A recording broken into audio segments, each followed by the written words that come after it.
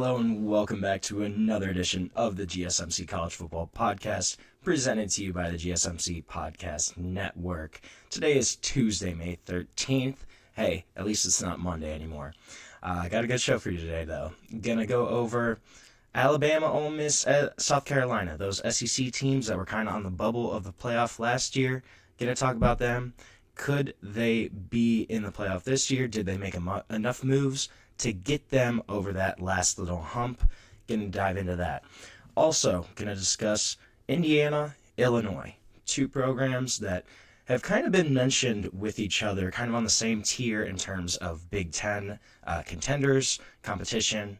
So we're gonna discuss them. Who would be more likely to make the playoff this year? Gonna dive into that.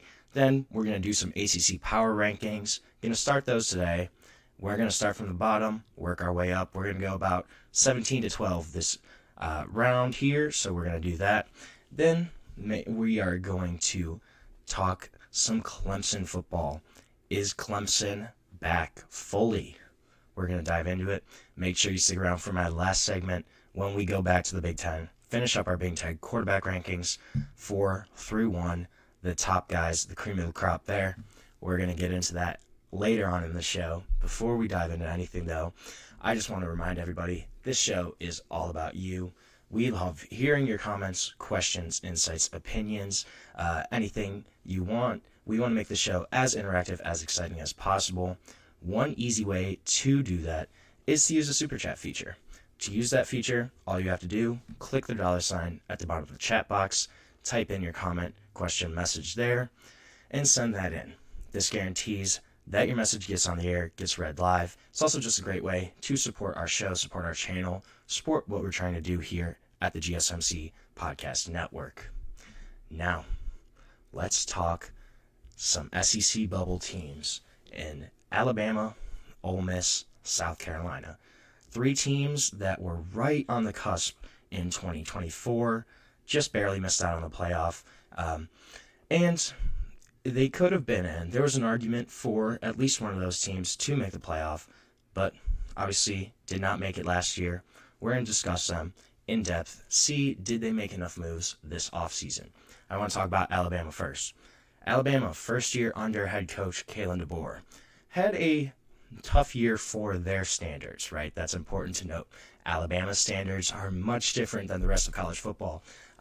Still had 9 wins, went 9-3 in the regular season, and then had that really disappointing ReliaQuest Bowl in which they lost to a barely above 500 Michigan team. Really kind of put a damper on the end of that season there for Alabama. They couldn't overtake SMU for that last final playoff spot in last year's rankings. They were the first team out last year, and they did kind of regress last season. Let's be clear with that.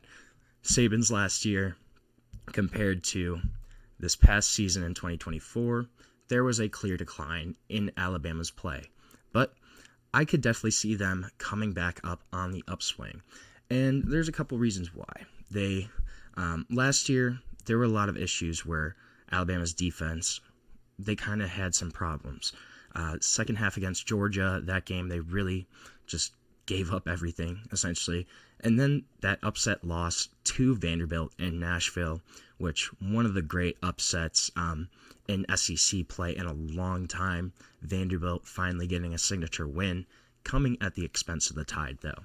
So Alabama did lose Jihad Campbell, Malachi Moore, but they did add a lot of depth up on the defensive front, as well as in the secondary, right? Through the portal, they got guys, Kelby Collins, Florida, Nikhai Green, Colorado, both linebackers. They should kind of help take over and maybe fill that hole that Jihad Campbell left there in the middle of that defense. They also brought in Cam Calhoun, cornerback from Utah, to hopefully kind of bolster that position group. And then you look at their offense last year. The offense faltered at multiple points in the season.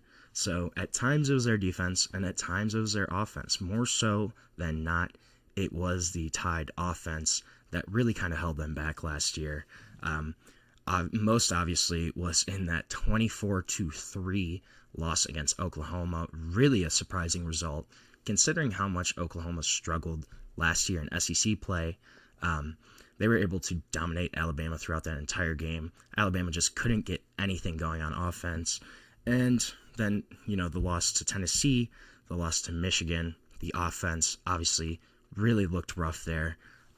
But there's hope for improvement here. They did finish 22nd in yards per play last year and in scoring offense, which I was a little surprised by. But they were super inconsistent, right, throughout the entire season.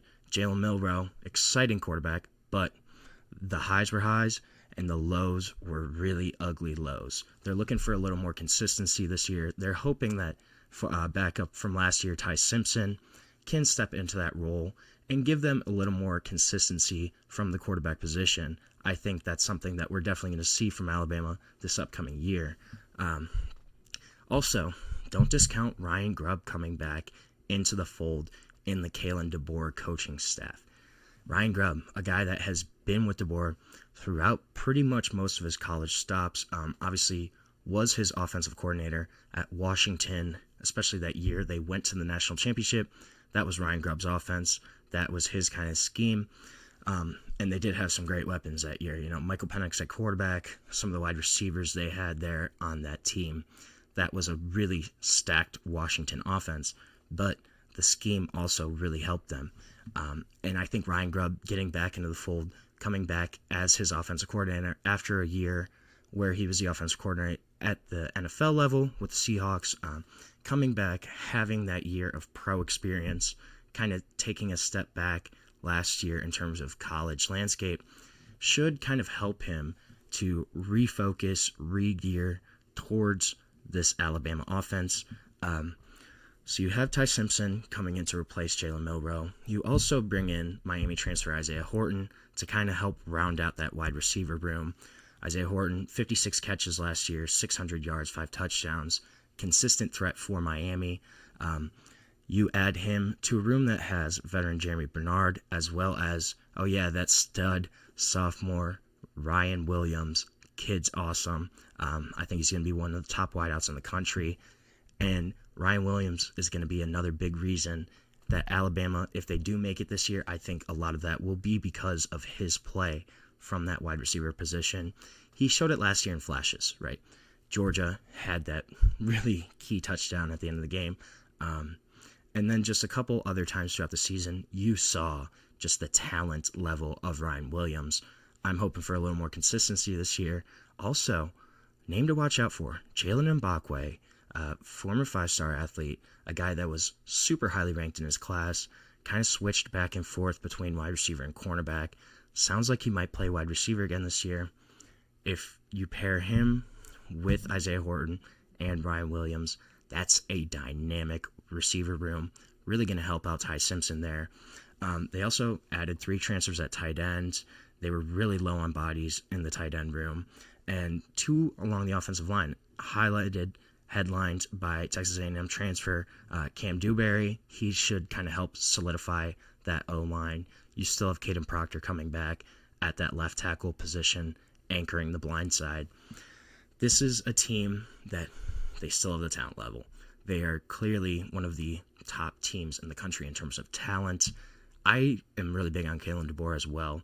I would not be surprised to see Alabama back in the college football playoff. I think some of their moves that they made, just mainly in bringing in Ryan Grubb, kind of solidifying some question mark positions there, that's going to be huge for Alabama. I think that they could definitely make the playoff again this year, and I think we're going to see some improvement from this Alabama Crimson Tide team. Now, Ole Miss. So everybody pretty much knows Ole Miss sold out on the 2024 season. They went all in, pushed all their chips towards that table.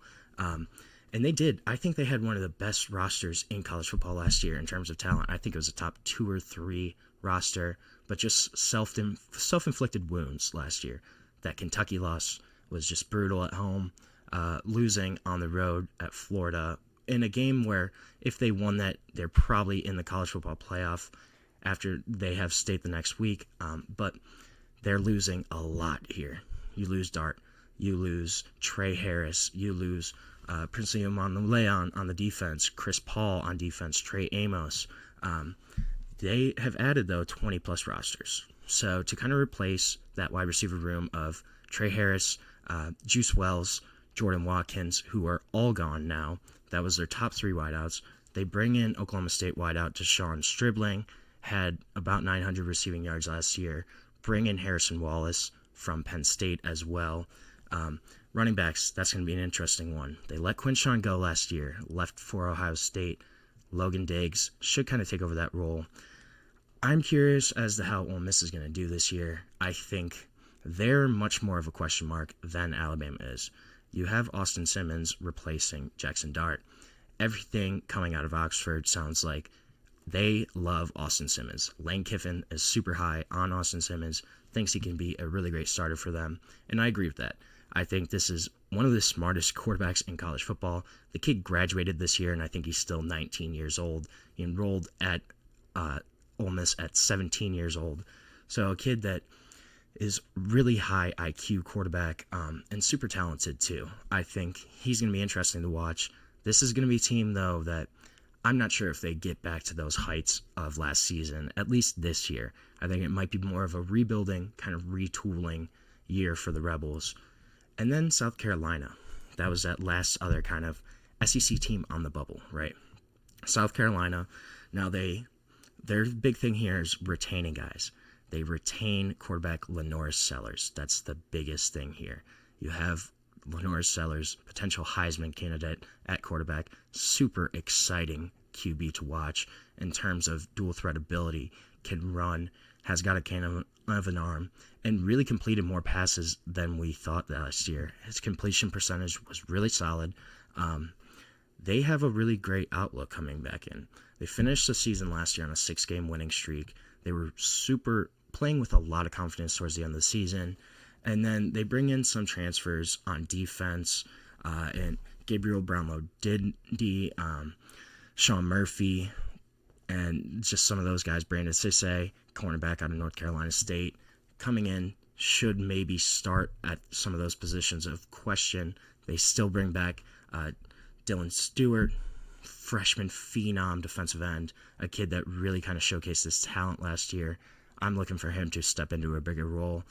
I think that South Carolina is going to be a really interesting team this year, but they do have another difficult schedule this season. You got to go play at Missouri, at LSU, at Ole Miss, at Texas A&M. I think they might split those 4 road games, and then you still have Oklahoma, Alabama at home, Vanderbilt, Kentucky. Vanderbilt is really going to be a team that I think could be better than people think, bringing back Diego Pavia. So South Carolina is going to have some challenging games this year. And you still have the rivalry game with Clemson. They also open the season with Virginia Tech in Atlanta. So throughout the entire year, this is going to be a really tough run for South Carolina. I'm high on them, but I could certainly see them maybe faltering in some of these games where it might be more of a toss-up. I think probably a 9-3 type year is realistic, again, for South Carolina. I don't know if they get over the hump this year. I think it's going to be really close. I think it comes down to, can they win some of those tough road matchups, and then can they just stay at home, win at home, right? If you beat those, if you go 3-1 at least in those home games in the SEC, in Vanderbilt, Kentucky, Oklahoma, Alabama, I think they have a shot to win around 9 games. I don't know if they get over the hump, though, again, this upcoming season.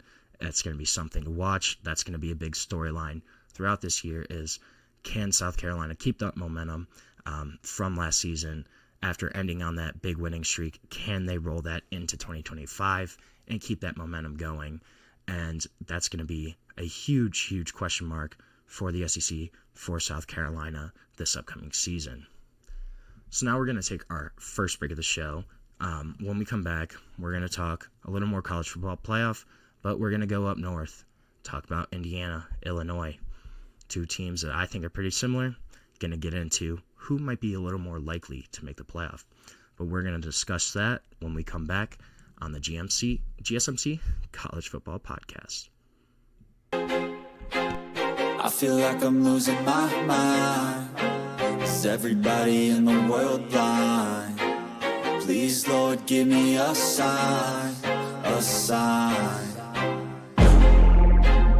I feel like I'm losing my mind.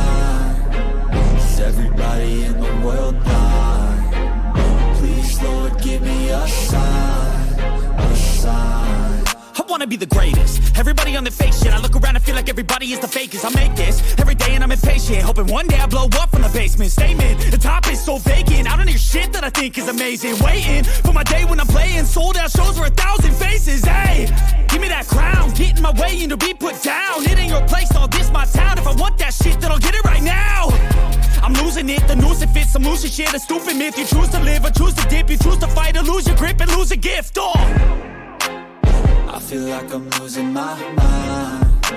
Is everybody in the world blind? Please, Lord, give me a sign, a sign. I feel like I'm losing my mind. Is everybody in the world blind? Welcome back to the GSMC College Football Podcast, presented to you by the GSMC Podcast Network. Just talked some SEC potential college football playoff contenders. Did those kind of question mark teams, did they do enough to get over the hump? We're going to have to find out when the season starts. But continuing on the college football playoff trend, I want to talk about two Big Ten teams that I think are pretty similar, but they're both kind of knocking on that door in Illinois and Indiana. So, first of all, these teams are going to play each other on September 20th at Indiana in Bloomington. Going to be a really exciting matchup. That's really Indiana's big first test of the season.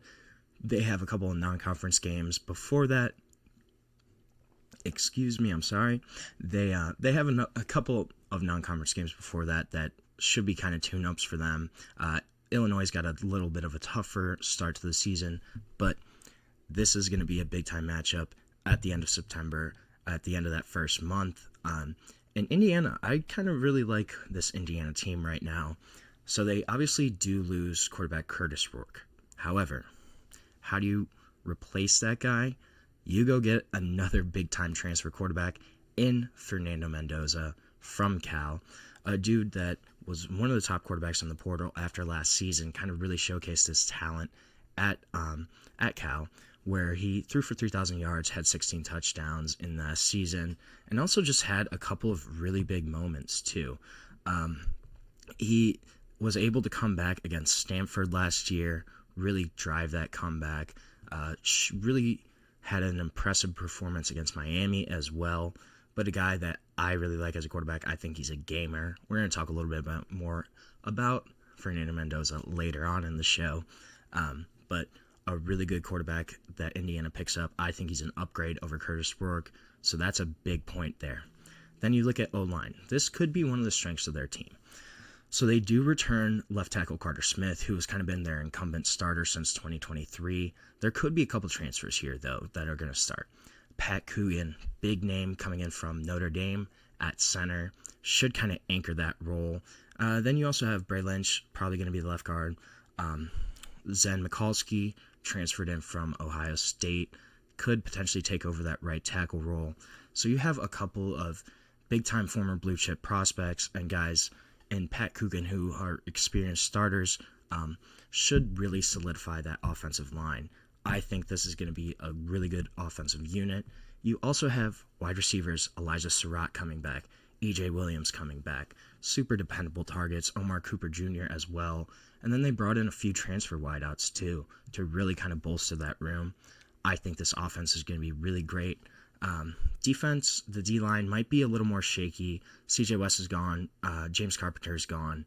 But you bring back Mikail Kamara after a huge 2024 season.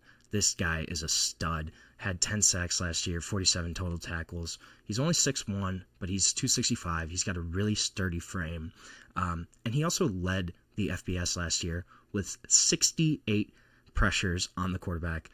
He's also going to be switching positions. He's going to move to they call it the stud position, kind of a hybrid D-end linebacker role, a stand-up edge guy. But it's really going to allow him to focus more on rushing the passer, which could honestly make his stats look even better. I think those sack numbers could go up. This could be a 12-13 kind of sack type of guy. Quarterback pressures, I don't know if you can really improve after you led the country in quarterback pressures, but I don't know. We're going to see if he can do it. I think that'd be kind of cool. And then at the D-tackle position, they brought in a couple transfers to solidify that in Jose Wheeler and Dominique Ratcliffe, guys that came in that are going to be names to watch there, should really help solidify that. Running back's going to be a little bit of a question mark for them. Going to be relying on Kalen Black, as well as transfers Roman Hemby, Lee Beebe Jr. They should kind of mix in there for the roles. I don't think this is going to be a one running back type situation. I think this is going to be kind of a community by backfield. We're going to see who's playing the best. That's who's going to get the carries here. They did lose a couple their starting safeties. They brought in a couple transfers there, though. Devin Boykin, as well as Lewis Moore. Lewis Moore actually is a guy that was at Indiana, transferred to Ole Miss, and now he transferred back to Indiana. So a guy that could potentially take over those roles. And then you have Amari Farrell, too. Amari Farrell returns. He's going to be in the mix somewhere, playing there somewhere on that defense. But this is a team that stunned the college football world last year. Curt Cignetti's first season as their head coach, won 10 games. However, it's going to be difficult for them to replicate that season from last year. Yeah, their non-conference schedule, not bad. They have Old Dominion, Kennesaw State, Indiana State to start the year before that Illinois matchup. But you have 3 really, really tough road games, and you got to go to Iowa to play the Hawkeyes. You have to go to Eugene to play the Oregon Ducks, and you got to go to Happy Valley and play Penn State. I think this could be an 8-4, 9-3 type team for Indiana. This is going to be a tough schedule for them to get through. Then you have Illinois. Illinois quietly won 10 games last season in the Big Ten. And then I still don't know if they're getting enough credit as a potential contender in the Big 12. You look at their returning production. Only Clemson and Arizona State are returning more production at the FBS level. Illinois is bringing back 76% of their returning production, over 3/4 of that production is returning. So you have an experienced team, a team that performed well last year and is retaining a lot of those guys.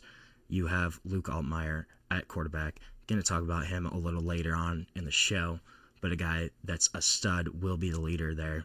You also have all 5 starting linemen returning, the entire starting secondary returning, and you bring back your star linebacker in Gabe Jackas, who is returning for his 4th year as kind of a big type role. He's been a player there the past 3 seasons. Last year had 74 total tackles, 8 sacks, 3 forced fumbles, a guy to really watch out for on that defense. Receiver, kind of a question mark here. They need to find new playmakers. There's a couple guys, Malik Elzy, he might be a potential starter here. And then running back, too. They lost Josh McCray, their leading rusher from last year, left in the spring portal to go to Georgia. So they still have a couple guys. Caden Fegan's one of those dudes, but that's a question mark. After you lose your leading rusher in the spring, kind of a tough time to lose them. And then they did add on defense. They added a handful of vet defensive linemen. James Thompson Jr. from Wisconsin. That's going to be one of the big guys for them. He had 5 sacks for Wisconsin the past couple of seasons. However, their schedule is a lot more manageable than Indiana's. So their biggest road matchup might be their non-conference game against Duke, and I believe it's week 2. It's week 2 or 3. It's early on in the season. Or it could be that Indiana matchup where they have to go to Bloomington early on in September, and then potentially the Washington game. Washington's kind of a toss-up for me, but you get OSU and USC at home this year. You also avoid Michigan, Penn State, Oregon. So Ohio State and Indiana are really your 2 biggest, toughest matchups, and then Duke for them too. I think that could be a good game. Where I think Duke's a good team. I think they could beat Illinois, especially because it's at Duke. But they're Illinois' 9 Big Ten opponents this season. They were a combined 33-48 in Big Ten play in 2024. Only 2 of those teams in Indiana and Ohio State had a winning Big Ten record.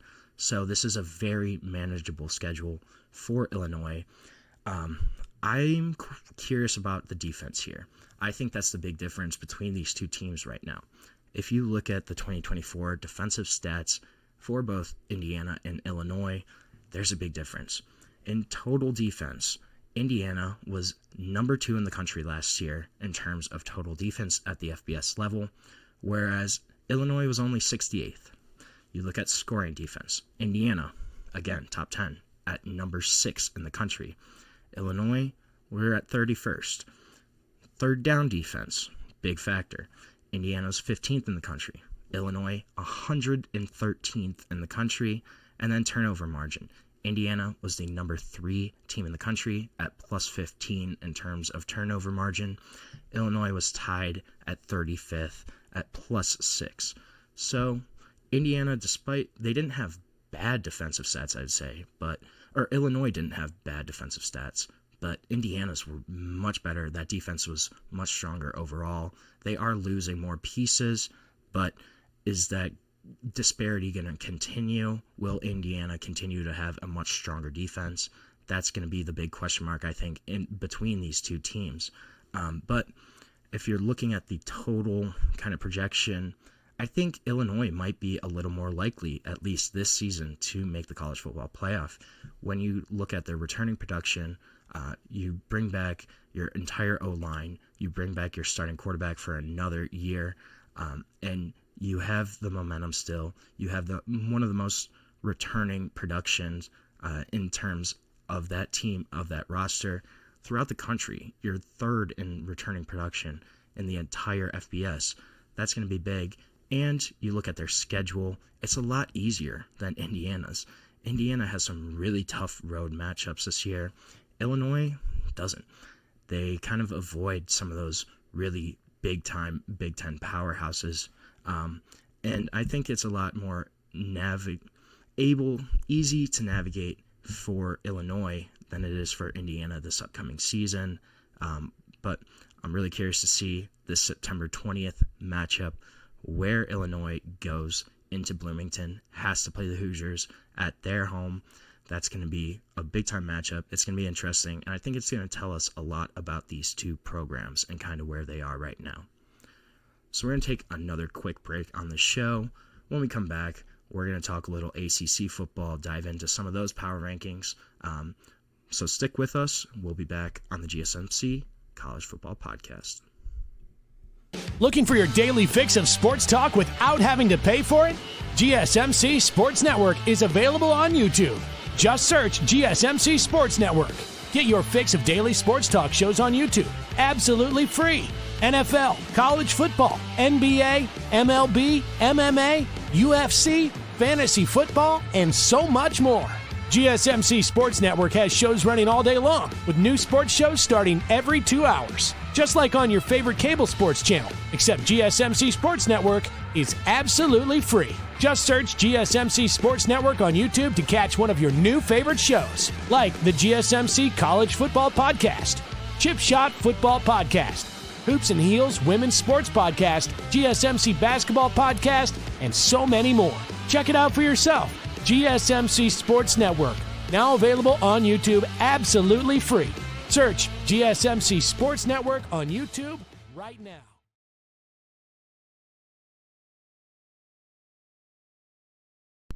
Welcome back to the GSMC College Football Podcast, presented to you by the GSMC Podcast Network. Just talk some potential Big Ten college football playoff contenders in Indiana and Illinois. Two teams I think are really going to be interesting to watch this upcoming year. We're going to start, though, on my ACC power rankings right now. Going to start at the bottom, work our way up over the next couple of days, and dive into that. So I think this is an interesting conference. There's kind of a big gap right now between the top and the bottom of the conference, and some of these teams have really been struggling. So I think the team kind of in the worst position right now is Stanford, and I think that's pretty clear to see. Under Troy Taylor, they haven't had great success the past couple of years, winning 3 games. They're at least 1 year away. And then you fire Troy Taylor early on in the spring, bring in Frank Reich on an interim basis as the head coach. He won't be there past this 2025 season. He's only going to be there for this upcoming year, kind of going to be a steward of sorts while Andrew Luck launches his nationwide search next kind of offseason, it sounds like. So there's one positive in second-year quarterback Elijah Brown. He's going to be the full-time starter. He's going to get plenty of playing time. We're going to kind of see what he can do. But this is really a program very much in transition, with Andrew Luck kind of taking over as the head of football operations, having control pretty much over the entire program. This is a program that they are trying to figure out and navigate their way through this NIL landscape. They still really haven't gotten it yet. And then you look at what happened in the spring portal. They lose some huge pieces. They lose defensive end David Bailey, who's a preseason kind of All-American candidate. You lose really promising freshman wideout Emmett Mosley V, who was one of their big guys last year. He goes to Texas. You lose center Jake McCullough. He leaves. This is a team that they don't have a ton of talent to start with, and then you lose some of your best pieces going forward. I think they're probably going to really struggle again in the ACC this year. I'm curious as to if Frank Reich actually makes a difference here. Obviously, bringing an NFL head coaching experience from his time with the Colts, is that going to help them? Is that going to hurt them? I think it's going to be an interesting situation to watch of just how much impact Frank Reich actually has on this team in terms of just everything, right, across the board. Scheme-wise, play on the field, will it impact their recruiting because guys know that he's only there for 8 months? Will they be able to bring in guys? Will they be able to retain some of their guys going forward? The guys that left, the caliber of those players, such as David Bailey, such as Emmett Mosley, are you going to be able to keep guys like that in the future? These are all huge question marks for Stanford that need to be answered at some point. And then similar to Stanford, the other California school in the Atlantic Coast Conference is California. California in another tough position as a program. You lose your starting quarterback in Fernando Mendoza, who transfers to Indiana. That's a brutal blow for California. It pushed their odds of betting back to 6 wins and a bowl game. That's kind of the hope for Cal this year. Then in the spring, you also lose Jaden Ott, all-pack running back in 2023, one of their biggest weapons. You lose tight end Jack Endries as well. He goes to Texas. So you lose your quarterback, you lose your most productive running back, you lose your tight end, who was your most productive pass catcher last year. He led the entire team in terms of reception and receiving yards last season. So those are massive losses.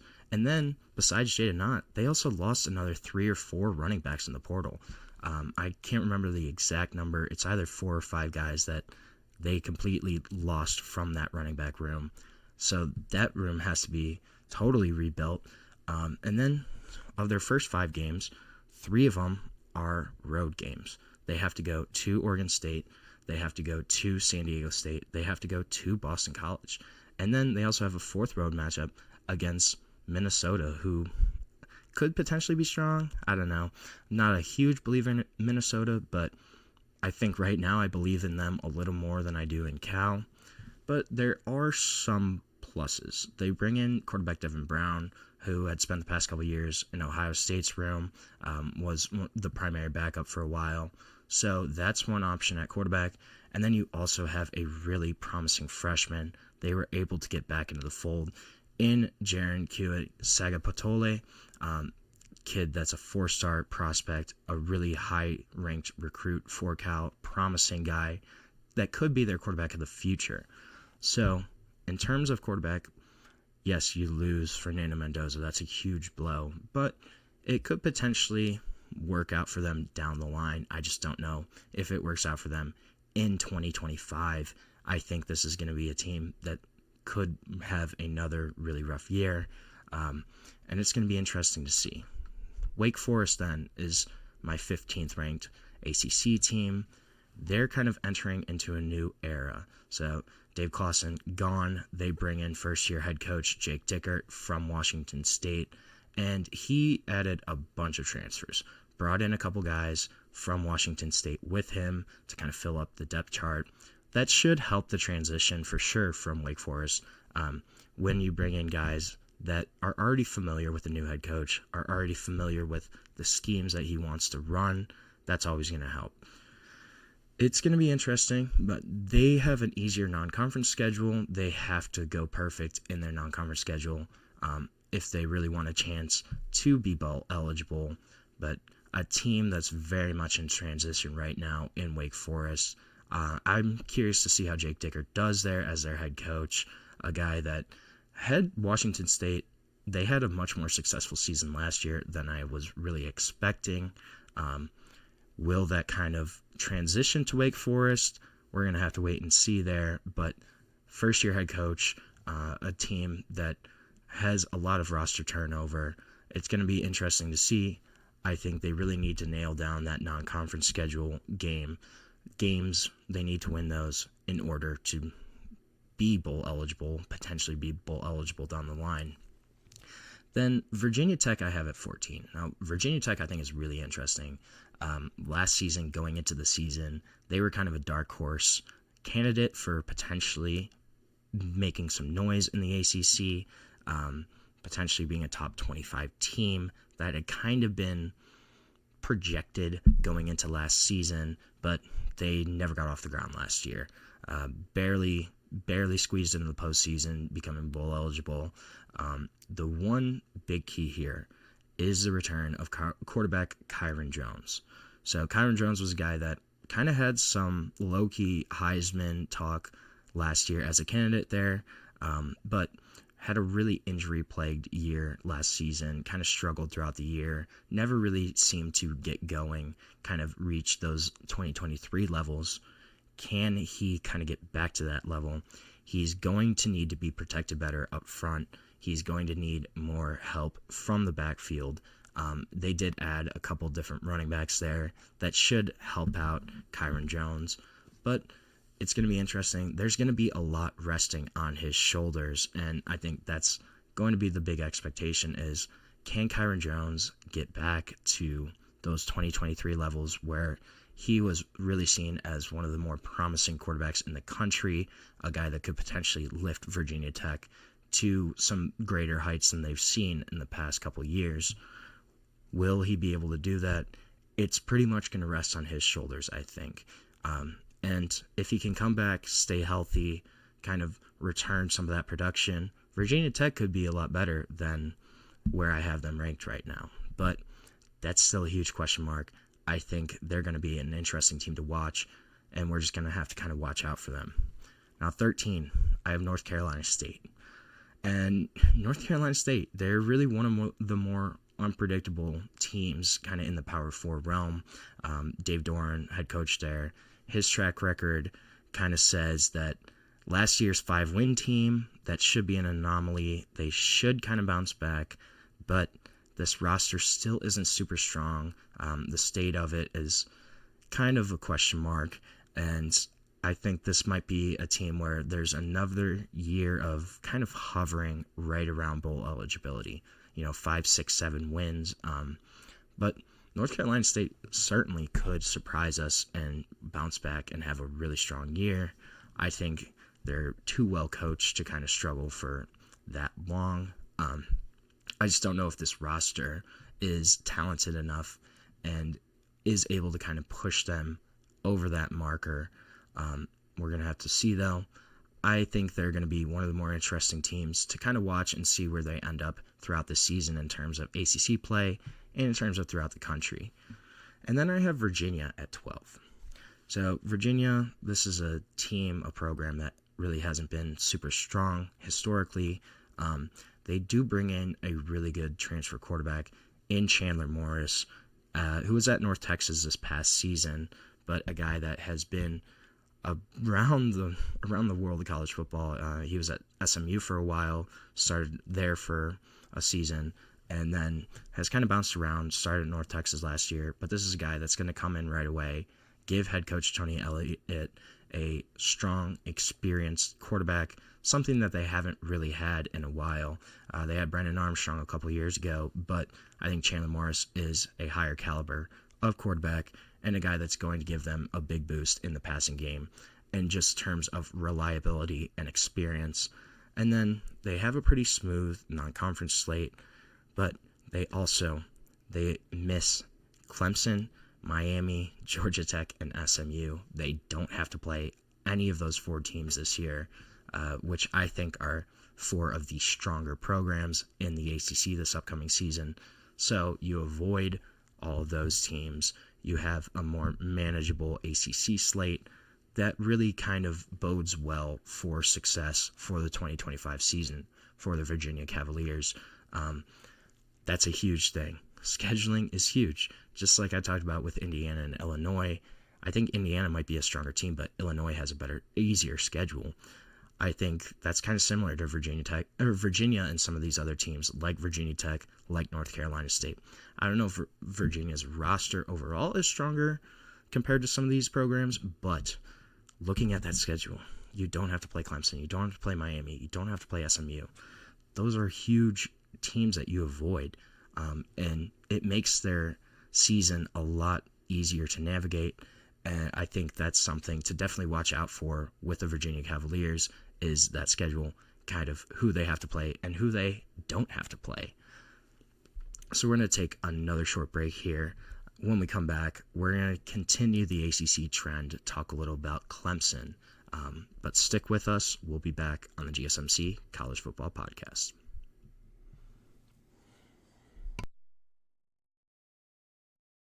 For the best and latest podcasts available anywhere, go to the podcast app on your cell phone and type in GSMC to access free content-rich podcasts on health and wellness, book reviews, sports, entertainment, relationships, social media, movies, technology, finance, and even weird news. Subscribe and download the GSMC Podcast Network's family of shows, available everywhere podcasts are found.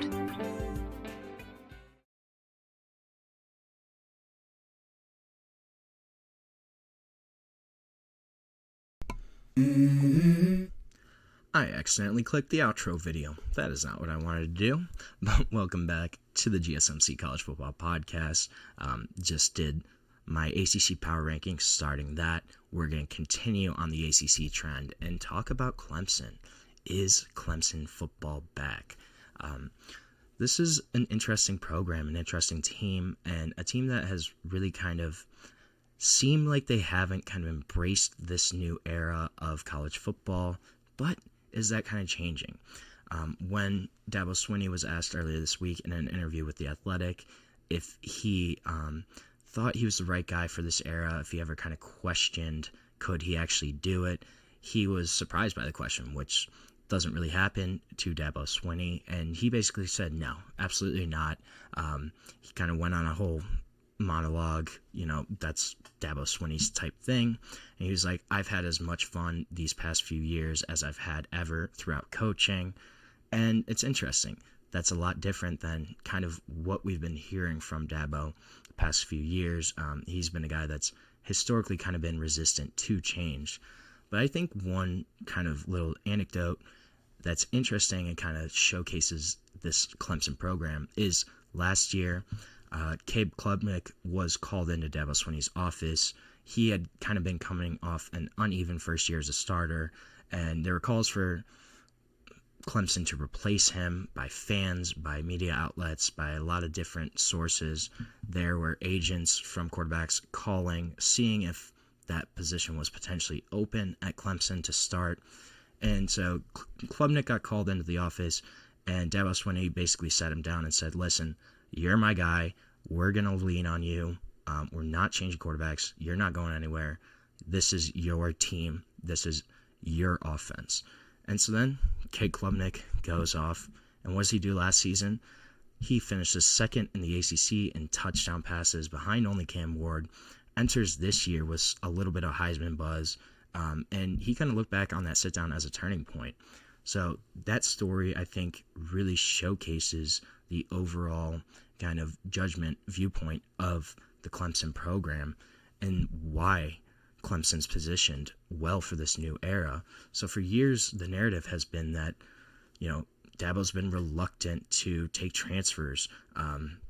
And this was easy to tie to the dip in the program's kind of performance from, they had the 2015 to 2020 run where they're in the college football playoff every year, pretty much in contention every single season. Then you go pretty much after 2020, and it almost co-aligns with when NIL all really started. They've kind of had a dip in the on-field. So when you look at the timing, it was pretty easy to say that, hey, okay, this makes sense. Clemson's not bringing in transfers. They're not winning. Boom. That's easy. But this has kind of changed, especially when you look at last season. So last season, Clemson sneaks in to the playoff, wins the ACC, and they weren't really in contention throughout the year. It was pretty much SMU, Miami. Those were the two big programs that were being mentioned as ACC champions throughout the entire year. That doesn't happen. It's the Clemson Tigers that win. They sneak into the playoff. They do lose in their first round matchup to Texas by 2 touchdowns, which was actually the closest first round matchup last year.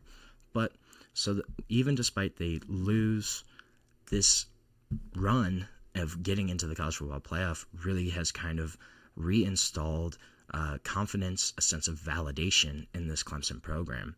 So, and Clemson added 3 transfers this offseason, which obviously not a huge number, but when you're looking at what Clemson has added previously, that's a big difference.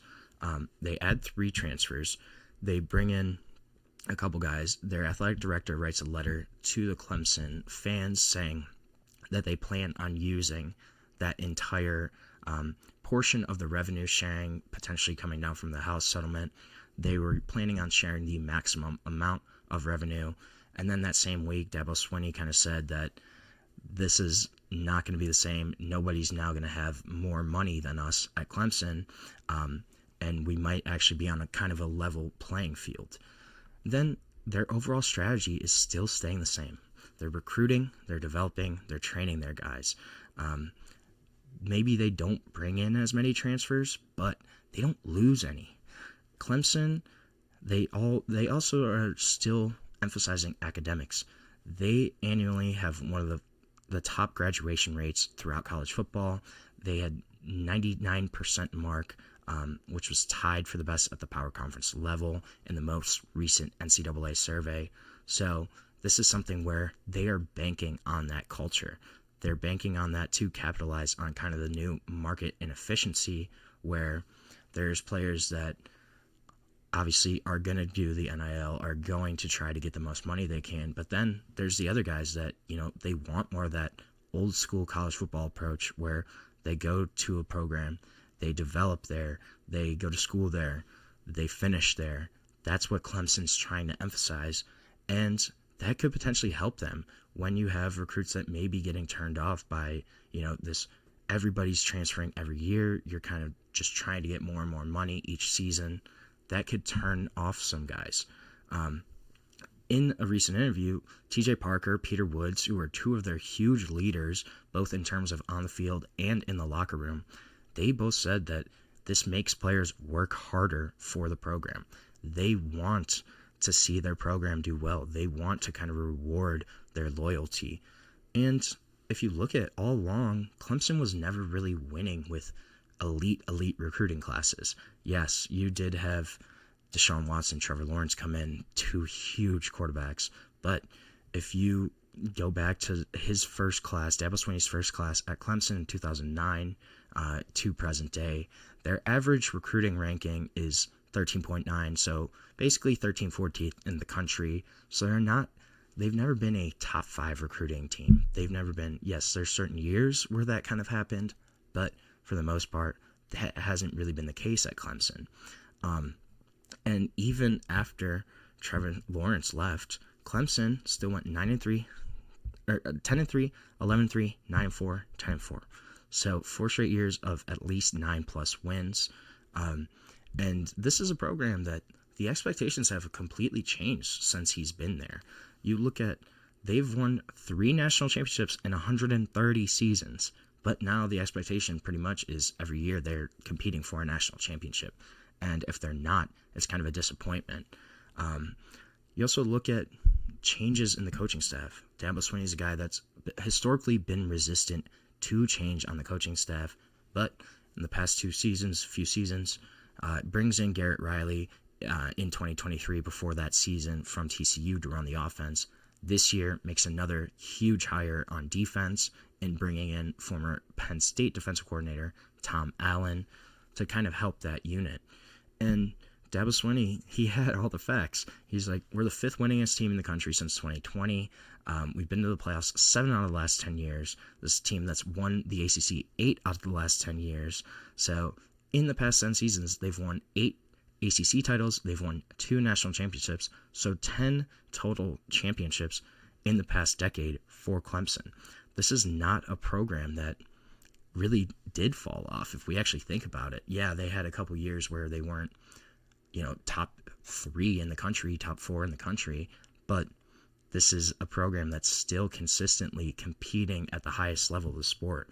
And if you think about it, Dabo Swinney's always been that kind of voice of resistance, the face of resistance, but he's really said now recently that that's not the case. He wants that this to change, kind of. He said this is the best time in college football history.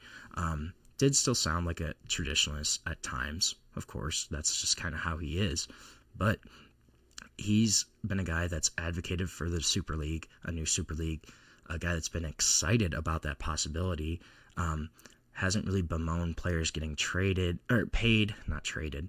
And a team that I think is going to be open to still keeping their standards, still keeping kind of that team culture while improving on the margins. You bring in transfers that fit your program.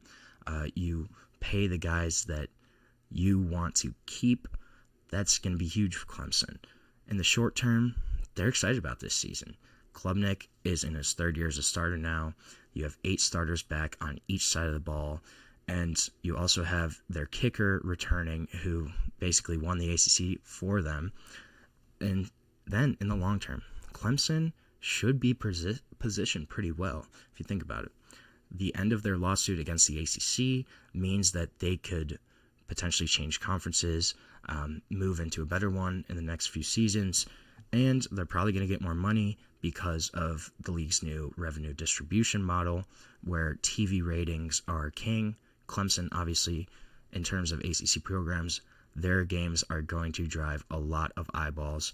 And this is going to be a team that might have an easier path to the college football playoff than a lot of other big-time brands. So I think Clemson, I don't know if they ever left. Let's be honest. This is a team that's still going to be up there. This is a program that will be one of the top 10 programs in the country in this kind of next era, I think, if they maintain their culture and add on the margins, kind of incorporate these concepts slowly. This could be a program that really maintains their run of success. So we're going to take our last short break of the show. When we come back, we're going to talk a little more Big Ten, finish off my Big Ten quarterback list and those rankings. So stick with us. We'll be back on the GSMC College Football Podcast.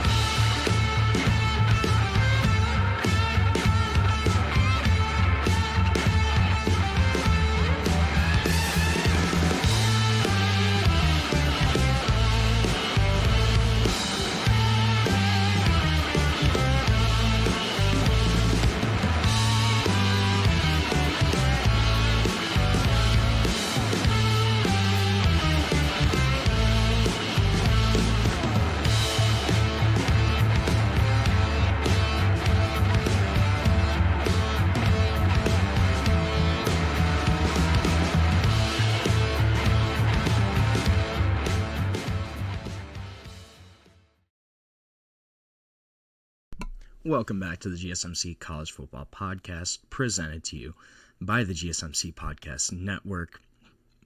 Just talked a little bit about Clemson football, if they can stay, compete in this new era. I think they can. I'm excited to see them this upcoming year. They have a really great quarterback in Cade Klubnik.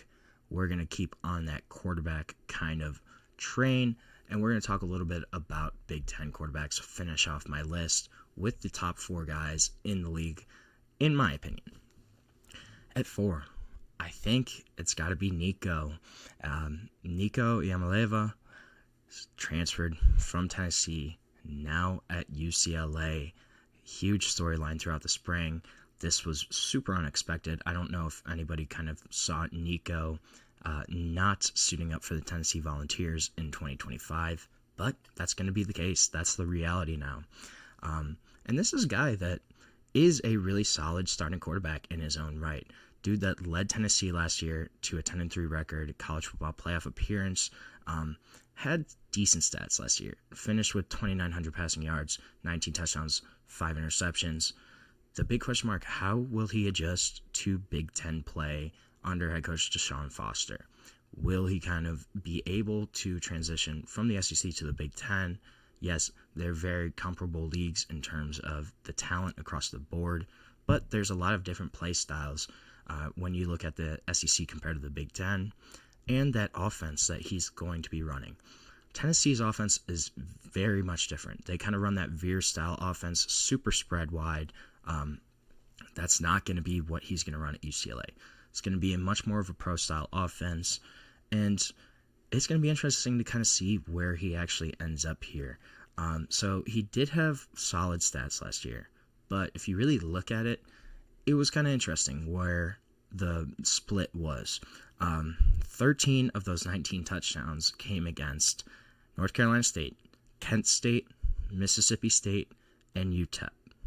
Then, if you look at the 5 or 6 games against Oklahoma, Arkansas, Florida, Alabama, Kentucky, Georgia, so they're tougher SEC matchups in the conference. In those 6 games, he had 3 touchdowns and 2 interceptions. So, big production against lower caliber programs, but when the lights were brightest, this was a guy that really struggled against top-tier opponents. Can he kind of take that next step as a quarterback? Can he be more comfortable in this season at UCLA? It's going to be interesting. He's not going to have as many weapons around him. It's going to be a lot more on Nico to kind of showcase his talents. And this is a kid that, mind you, he was a 5-star quarterback. He's got all the talent in the world in terms of raw tools, potential, 6'6", cannon for an arm, smart quarterback, a guy that really has high potential. Can he kind of put it all together this year, running a different offense, having different weapons around him? It's going to be huge, and I think we're really going to kind of see Nico's potential and his ability as a quarterback this year when there's a lot more pressure on him to produce at UCLA, especially after this whole transfer saga that kind of happened throughout the spring that we saw play out. So right now I have him at 4. That's very fluid, though. I think he could either be really up there or he might completely slide down this list of Big Ten rankings. But then at 3, you have Indiana starting quarterback Fernando Mendoza. Kind of talked about him a little bit earlier on in the show. This is a kid I love. I think he's a gamer, a guy that's just going to win football games, a guy that his stats may not look awesome, but when you watch him and the plays that he makes on the field, the positions that he puts his team in to try to win football games, this is a really good quarterback. And I think he's going to do better this year, honestly, at Indiana. Coming in from Cal, he's going to have more weapons around him. He's got a really great wide receiver room, especially with Elijah Surratt coming back. That kid's awesome. And then you have a solid O-line in front of him. They did bring in transfers there, but should be protected better than he was at Cal. And a guy that in Cal's last 4 games, averaged 318 yards passing with 8 touchdowns and 3 interceptions in those 3 games, or last 4 games. So a guy that really ended the season on a high note. And then he just had some big-time moments. That Miami game, yeah, they should have won it. I mean, they did lose it at the end, but his performance there against that Miami defense was really great to see. And then also led that comeback win against Stanford in the rivalry game, where they came back right at the end of the game, last couple minutes left. He led a drive down the field to put them in position to win that football game. I'm excited to see what he could do. Oh yeah, he also went into Auburn, went on the Plains last year, beat Auburn at their own home. That's a huge win. This is a guy that I don't think he's afraid of the big moments. I think he kind of thrives on them.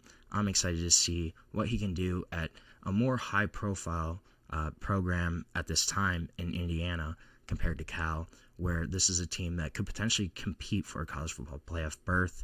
I think Fernando Mendoza is going to have a really great season, and I'm kind of excited to see what he can do there. Then at 2 is the other quarterback from the other team I talked about earlier, Luke Altmaier. Now this kid, honestly, I was a little surprised of how he's kind of turned out as a quarterback, a guy that was in competition with Jackson Dart when Dart transferred in to Ole Miss from USC. They were both in competition for that starting role. Obviously, Jackson Dart ends up winning out, and Luke Altmaier ends up transferring out to Illinois. But this is a guy that led Illinois to 10 wins last year, was second among returning Big Ten quarterbacks in terms of touchdown passes last season, a guy that's now going to be a 3-year starter, and had only 6 interceptions in 2024. He is going to be a huge reason, and he is already a huge reason of why Illinois is kind of being considered as a potential college football playoff contender, is because of Luke Altmaier. It's because of his play on the field, because of his caliber of leadership, the type of talent that he brings to the Illinois football team. He's going to have chances to prove it this year. Going to play at Indiana, going to have Ohio State at home. And I think they're going to be an interesting team to watch. Illinois, if they do make the college football playoff, a big part of it is going to be Luke Altmaier and his play on the field and kind of what he can do.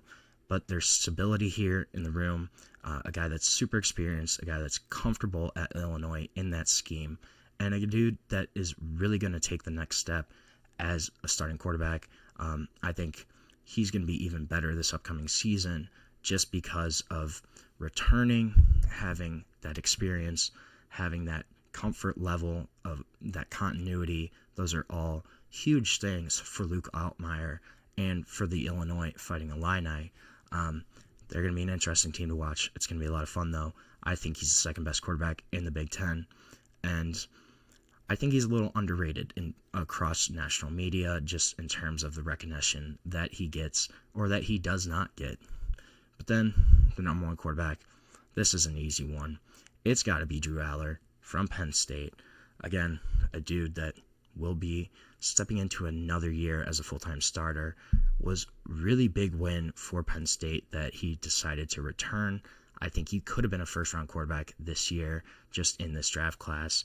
A guy that stepped up last season.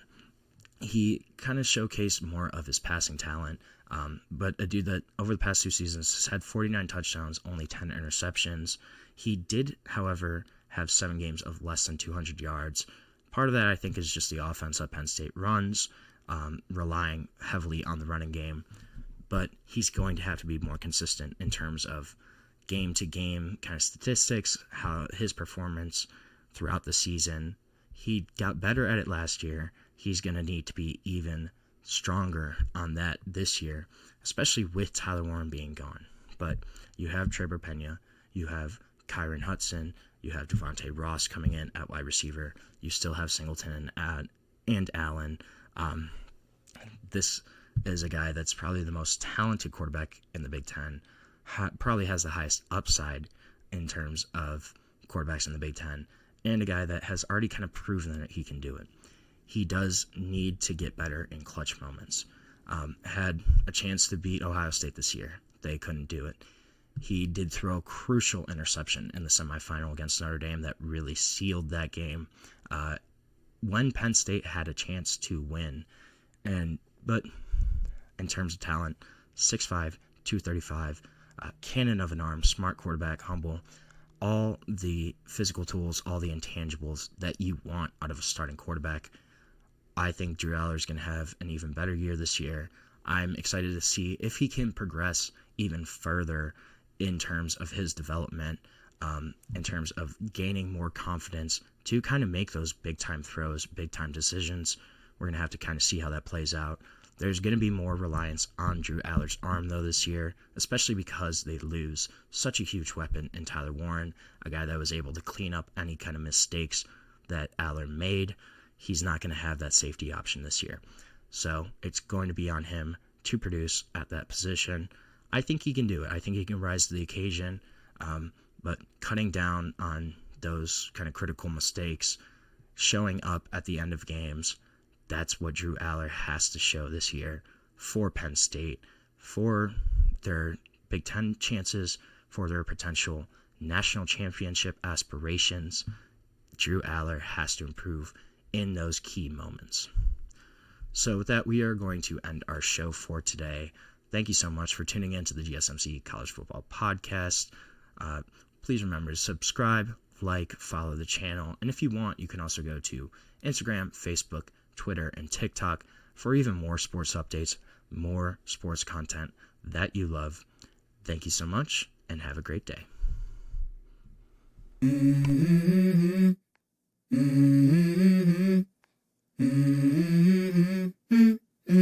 Let's go. I wake up to a little bit of drool on my pillow, feel like it's gonna be a bad day. Yeah, I'm tired of shit, and the coffee ain't hit yet, damn, ain't that great. I don't wanna go to